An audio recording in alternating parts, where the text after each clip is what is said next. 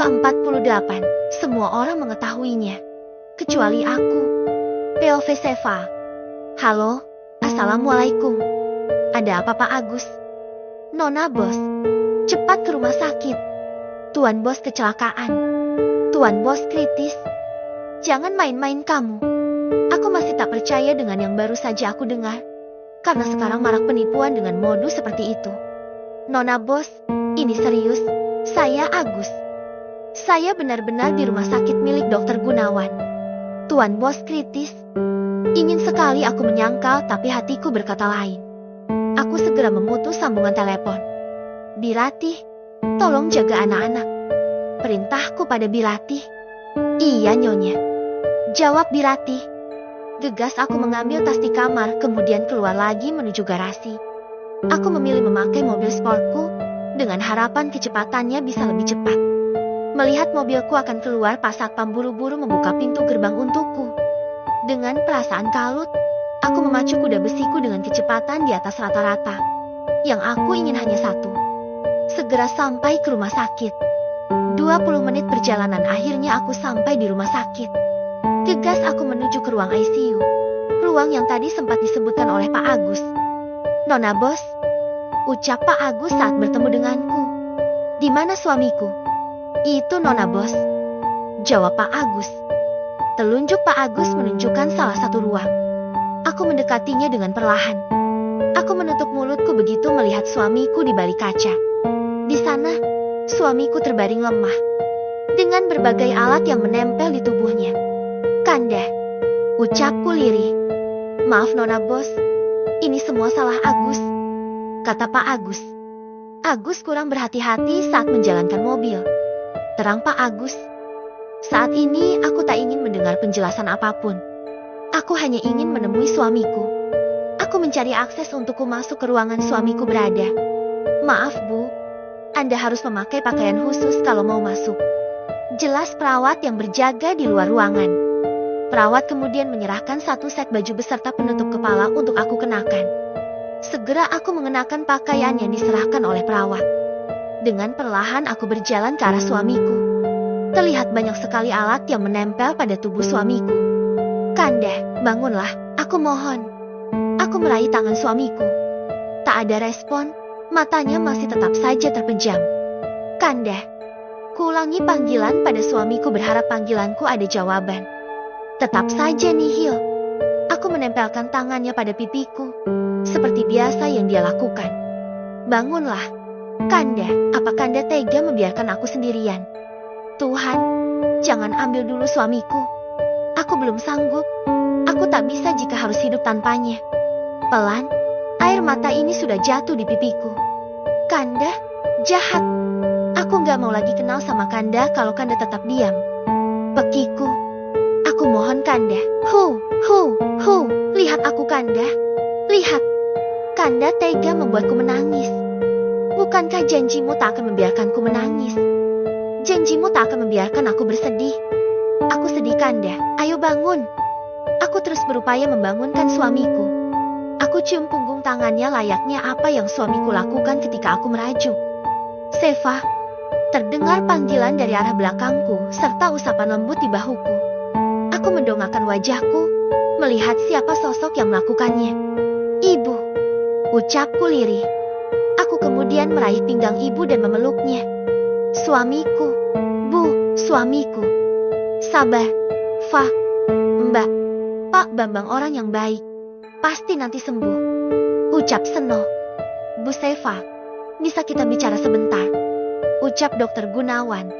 Beliau sahabat suamiku sekaligus pemilik dari rumah sakit ini. Aku mengusap air mataku, kemudian mengikuti Dokter Gunawan. Bagaimana keadaan suami saya, Dok? Tanyaku setelah berada di luar ruangan. Maaf Bu Seva, saat ini Bambang masih koma. Benturan keras di kepalanya membuatnya kehilangan kesadaran. Suamiku masih bisa sembuh kan, Dok? Kita berdoa saja, Bu Seva. Mendengar jawaban dari Dokter Gunawan aku semakin terpuruk. Air mata yang sejatinya sudah berhenti kini kembali menganak sungai. Beri Bambang dukungan Bu Seva. Sesekali ajaklah berbicara. Berikan semangat untuknya. Aku mengangguk. Menarik nafas panjang berusaha menguatkan untuk diriku sendiri. Saya permisi dulu Bu Seva, ucap Dokter Gunawan. Beliau kemudian beranjak dari ruangan dan keluar. Nona Bos, maaf. Pak Agus kini sudah berdiri di sampingku dengan pelipis yang terlihat memar. Suamiku belum sadar. Pak Agus, ini salah saya Nona. Salah saya. Aku yang tadinya menatap suamiku dari balik kaca, kini beralih memandang Pak Agus. Ceritakan, apa yang sebenarnya terjadi? Pintaku pada Pak Agus. Tuan Bos meminta saya untuk mengantar ke rumah yang baru. Katanya rumah itu siap untuk ditempati. Tapi di perempatan jalan tiba-tiba ada truk besar yang menerobos lampu merah lalu menabrak sisi kiri mobil. Jelas Pak Agus. Rumah baru? Tanyaku heran. Aku mengernyitkan keningku. Selama ini suamiku tidak pernah cerita kalau beli rumah atau apapun. Kata Tuan, rumah itu hadiah pernikahan untuk Nona Bos. Jawab Pak Agus. Ya Tuhan, Kanda. Tuan Bos biasanya duduk di belakang. Tapi entah kenapa justru tadi memilih duduk di sampingku. Jadi yang kena benturan justru Tuan Bos. Semua salah saya Nona. Andaikan saya bisa-bisa melarang Tuan Bos untuk tidak duduk di sampingku ini, semua tidak akan terjadi. Papar Pak Agus. Malam ini, malam pertama di rumah sakit. Aku duduk menunggu suamiku. Tak akan aku meninggalkannya walau hanya 1 detik. Bunyi alat penghitung detak jantung menjadi musik yang teramat buruk bagiku. Aku terus memegang tangan suamiku. Tangan yang biasanya membelai rambutku. Kini lemah tak berdaya. Bangunlah sayang. Kenapa tidurmu lama sekali? Apa mimpimu sangat indah hingga Kanda tak mau bangun? Aku meletakkan kepalaku di ranjang di samping dada suamiku. Ayolah Kanda. Sampai kapan Kanda akan tetap diam? Fah, kamu makan dulu ya. Biar nanti ibu yang jaga di sini. Usul ibu. Enggak Bu. Seva enggak lapar. Seva hanya mau di sini.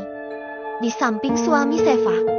Tapi, Fah, Seva enggak lapar Bu. Seva mau di sini. Seva enggak akan meninggalkan suami Seva.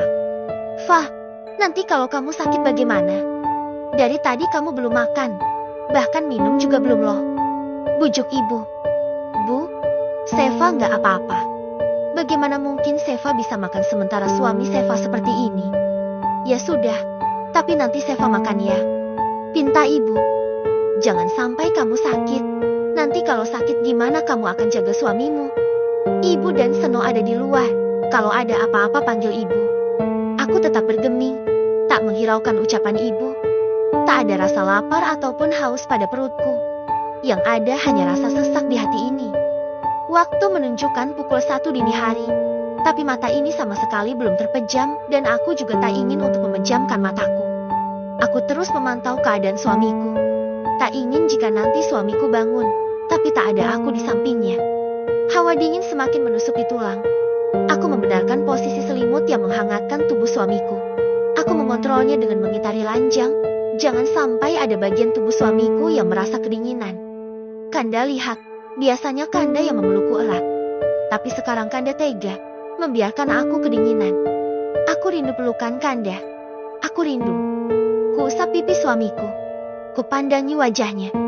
Wajah yang biasanya polos kini harus terpasang ventilator sebagai penopang untuknya bernafas. Aku kembali duduk, menggenggam kembali tangan suamiku. Kutatap layar monitor yang berada di samping ranjang. Layar kecil yang menampilkan garis dan angka yang terus berubah.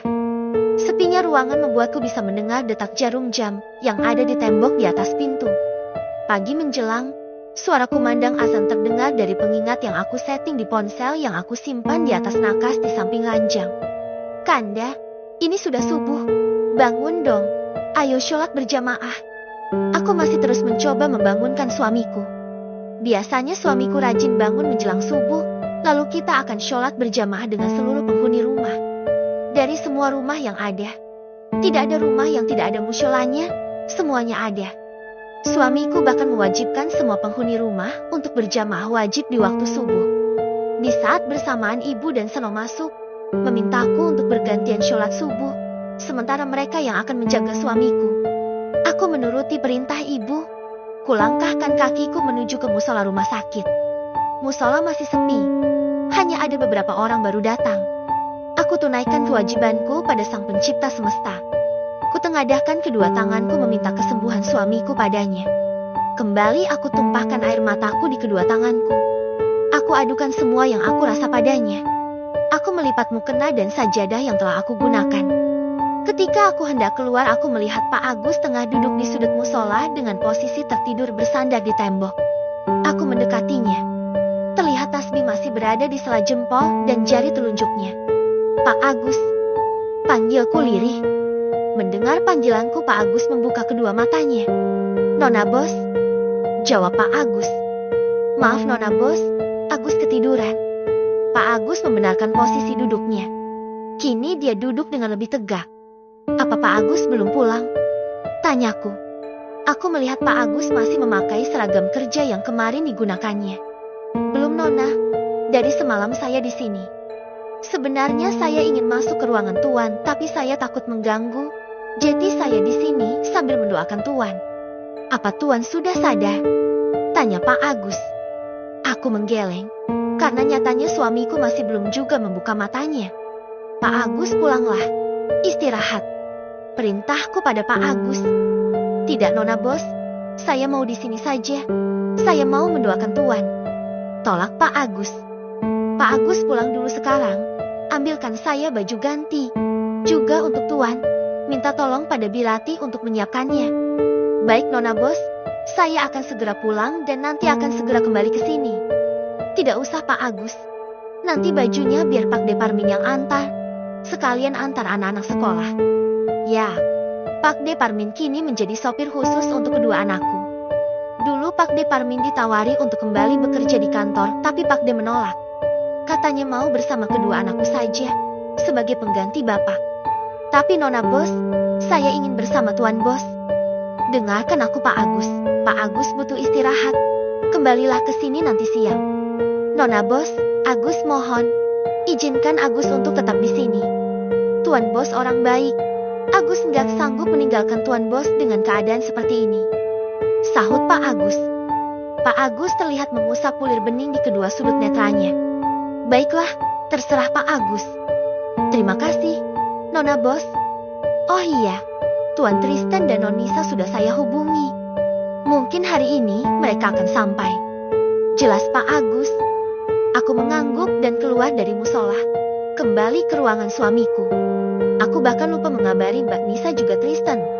Bahkan dari kemarin aku tidak melihat ponsel. Hanya mengeluarkan dari tas dan menaruhnya di atas nakas.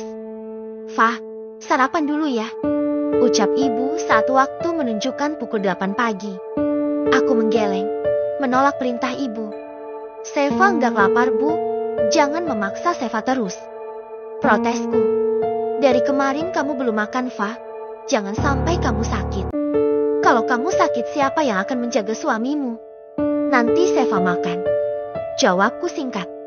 Seno, antarkan ibu pulang dulu ya, kasihan ibu belum istirahat.